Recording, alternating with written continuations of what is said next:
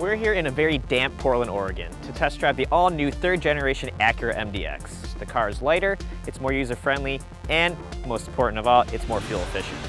When you first look at the new third generation Acura MDX, you may not think there's much has changed to it. It looks similar, the style is evolutionary. It's not groundbreaking, it's not totally different. It's quieter on the inside, the interior is simplified, and it's easier to work through. So when you go through and you sit back and you think about the third generation MDX, a lot has changed. People complained about the previous car being a little too wide, so for the new car, they made it a little more narrower. It's also a little bit shorter, but the one dimension where it did grow was that it became a little bit longer, about 2 inches longer. I mean, there's still plenty of room. I'm not necessarily bumping into anybody, and I think it was a good move by them to do it. Now, the engine's downsized compared to the outgoing car. The previous one had a 3.7 liter V6, but now it's a 3.5 liter. It adds direct injection. You have 290 horsepower, but on the flip side, they've taken 275 pounds out of the whole car. So when you're behind the wheel and you step on it, it doesn't feel like it's lagging or anything like that. It feels pretty much similar to the previous car. Acura basically looked at every part of the car and saw where they could take some weight out.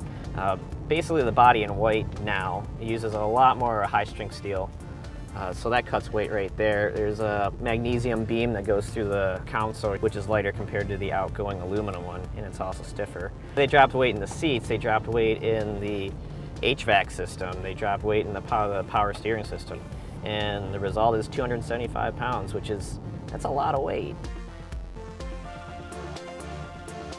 A lot of customers complain about the steering in the previous MDX. This new generation MDX, it's an electric system. It's lightened up quite a bit, but actually it is adjustable. There's comfort, normal, and sport. But then sport, it does heft up a bit.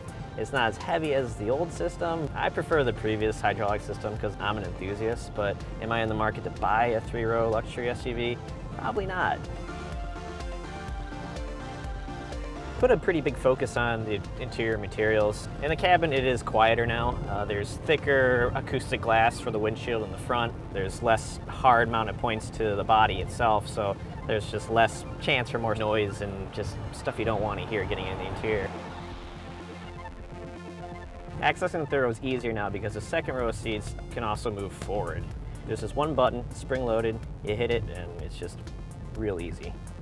But the big news is the center console. The previous car had over 40 hard buttons on it, but this year there's only 9 hard buttons now, and then there's a touch screen, which definitely cuts down and makes it a little simpler, and it's a lot cleaner looking. So when you first look at the new Acura MDX, it may not look very different, but in reality, when you think about it and just go through and take a look at what it has to offer, a lot has changed.